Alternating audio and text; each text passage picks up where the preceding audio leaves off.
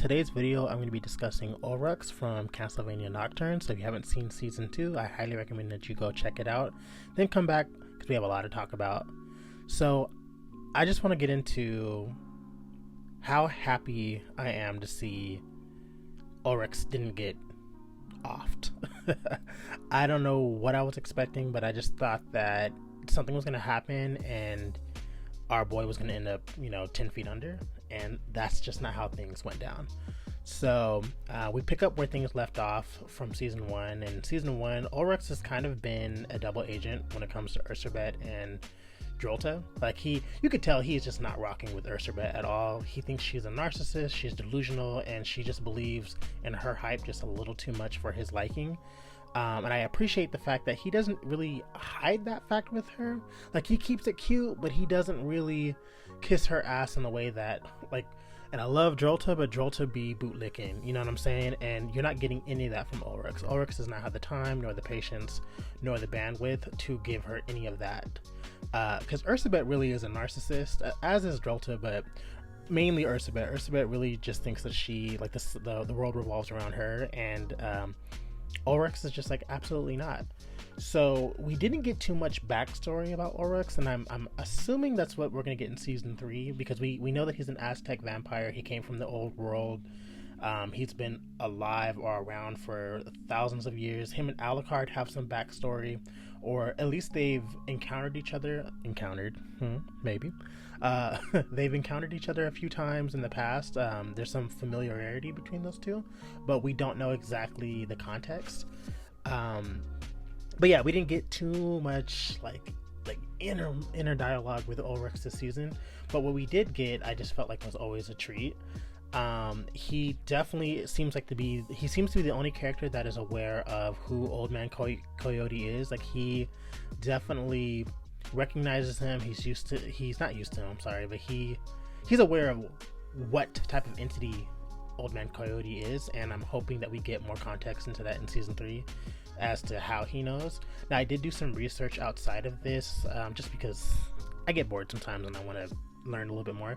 I guess Old Man Coyote is a deity or some type of trickster in in Native American culture, and obviously since he's an Aztec, I know Aztecs, don't get mad at me if I'm wrong, but Aztecs are from Mexico. However, before colonization and the United States came around, Native Americans were all around North America and the Mexican continent.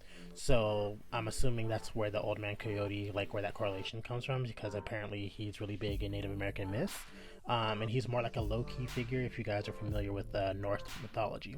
So I'm hoping we get a little bit more details on that. Now, you guys have been following me, especially for the last couple of weeks. You guys already know how I feel about his relationship with Mizrak. I'm going to try to not turn this into a Mizrak bashing video, but it seems like in Season 2, he has been able to kind of tame Mizrak in some kind of way. I feel like there's an understanding between the two of them, which there was in Season 1, but I feel like Olrox really understands what makes Mizrak tick, and you could see Olrox actively just fall deeper in love with Mizrak. I think he's really attracted to the fact that Mizrak is, he wears his heart on his sleeve. He truly wants to do the right thing when it comes to humanity, which is questionable because he was still working with the abbot, turning people into night creatures. But I think Olrox is more attracted to that passion and that drive. And Mizrak is a gorgeous man, and if I'm going to be simping over anyone, it would be Mizrak. So I feel you, Olrox, I understand. But I do feel like we got a little bit more deeper context between their relationship. You can tell that there's been some growth. He definitely does not want to live life without Mizrak, but he also doesn't want to deal with Ursabet and her nonsense. So there's a scene where he's like, hey, I'm about to bounce, and Mizrak is like, hey, I can't go with you because I don't want to spend the rest of my life running from her, but I do hope that you find peace. And you can tell that the two of them have they've grown to really understand each other. It's not just a physical relationship between the two of them. It's definitely there's a mutual respect and understanding, and almost like a longing for one another that I think we got treated to in Season 2. Now, I will say, I do think it's odd that Ursabet and Drolta did not clock Olrox earlier for just being a double agent traitor. It's not like he hid it. and they don't really make a move on him until like the end of the season. Like, they don't really fight until then, and I'm like, okay, but Jolta Ben kind of peeped Olrox, and Ursabet, I know she likes to say I like to keep my dragons around, but it took until midway, not even midway to the season, like towards the tail end, for Olrox to even get branded. You know what I'm saying? Like, if Olrox was trying to convince them that he was on their side, like, why didn't they brand him sooner? And it took Jolta to really press the issue. I love Jolta. She came back. I know this isn't a Jolta video, but she came back and it's just like, I ain't got time to be mincing words. Why haven't you pledged allegiance to Ursabet? What are you willing to sacrifice? Like, she's like, I ain't got time. Like, you need to let us know what time you're on so we can move accordingly. So yeah, no, Olrox, he definitely, I feel like he was just biding his time, and I honestly just, my only complaint is I feel like he should have just been more out in the open about how he felt about Ursabet and just joined Richter's crew. Well, granted, he did kill Richter's mom, but you know, like the friend, the enemy of my enemy is my friend, whatever that phrase is. It's kind of that situation. Like, I feel like Richter and them would have been like, all right, we'll work together, you know, for the time being. My predictions for season 3, I feel like we need more context on his time, even before he turned into a vampire. Would love to see like what that would even look like, and then I want to know how this vampire can turn into a dragon. And I know that vampires can shapeshift, and I've been watching this series since like episode 1, like the first Castlevania, and we've seen them turn into like bats, seen them turn into like smoke and stuff like that, but never dragons. And correct me if I'm wrong, I think he's the only vampire so far that's been able to turn into something like so awesome. And I don't know if it's magic related, because if we reference Terra was a speaker who transformed or got turned into a vampire, and now she has magical abilities as a vampire. So I'm wondering if, you know, during the ancient times in Aztec culture, maybe he had magical abilities already, and then him just turning just kind of amplified those. Like, those are the questions that I have, is how is he able to do these things? Like, he was shooting out lightning and stuff versus Jolta, and I was like, how can you do this? And there's like no explanation. And I like how Ursabet, when she first met him in season 1, she's like, you know, I love to make sure I keep track of my dragons. So is there multiple vampires who can turn into dragons? Are we dealing with like, you know, are there like 3 or 4 of them? Like, is it kind of giving like ancient Chinese mythology where there's like, you know, a dragon, tiger, turtle, I'm missing one. Oh, and the phoenix. Like, is there multiple different, I don't know, sectors of vampires that can do this? Like, there's just a lot of questions that need answers, and right now it's just kind of a head scratcher. Now, I will say in season 2, I feel like this season was more action packed. I felt like I was more entertained, and obviously this is a specific Olrox video, but just overall I felt like season 2 was just a better showing and a better delivering than season 1. I feel like season 1 was more of a slow burn, a little bit of slice of life, and just, you know, things picked up like the last 2 or 3 episodes.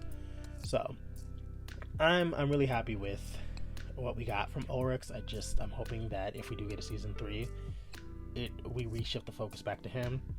They tie in the Old Man Coyote stuff. Like, I'm trying to figure out what that's about, because Old Man Coyote, or whatever that thing is, has been influencing the characters in some type of way. And so I'm wondering if there's like a bigger master plan here. And Olrox is the first antagonist that we got introduced to. And in the video games, now I don't play them, but do my research, Olrox is a villain, and he is, I don't know if he's a final boss in some of the games, but he's definitely, you know, somebody that you have to fight against. So I'm thinking maybe in season 3 there might be a showdown with Olrox, but we like him too much now for me to even see him as a villain. He is kind of in the same boat as Jolta to me. Like, you could never make me hate her. You could never make me see her as a villain. I feel like she's justified, and same thing with Olrox. Like, he has his reasons. Maybe Richter's mom shouldn't have killed his lover. We wouldn't even be in this situation. So, yeah, I don't know how they're gonna go with that, because now Olrox is just kind of like a part of the team, in his own way. And speaking of which, now that Mizrak is now a vampire, like, that's gonna be weird. Is Mizrak gonna show up like, hey y'all, yeah, I'm a vampire now. I know I talked a lot of shit about vampires, and Maria, I know I threw shade at your mom, but you know, it's not that bad. Like how is he gonna address that? It's gonna be interesting to see how they play that out. But what do you guys think? Did I miss anything with Olrox? Like, I really feel like my favorite couple, Mizrak and Olrox, did not get a lot of screen time, but the screen time that we did, I'm appreciative of, but it's just not enough to really get into the way I want to get into. So let me know if I missed anything, or if there's just any talking points, or maybe subplots that maybe I missed that you guys want me to kind of expound upon more. If you guys like videos like this, please like, comment, subscribe. I have been getting a couple of subscribers like this week, last week, especially since I've been uploading more, and I really appreciate each and every one of you that have taken the time out to comment. Like, the comments help a ton, and I'm gonna make it my best effort to just drop videos like this as consistently as possible. This is not a Castlevania Nocturne channel, but I am a Castlevania Nocturne fan, so there will be, especially for the rest of this month and the next couple of weeks, there will be more Castlevania themed videos. And I just want to make sure I keep those coming. So if you guys have any ideas or any characters you guys just want me to talk about, I don't do like in-depth character profiles. I just kind of go off the top of my head, and you know, how I feel is what I say. So if you guys like that kind of content, follow me, like, subscribe, share it with your friends, and until the next video, you guys have a wonderful week.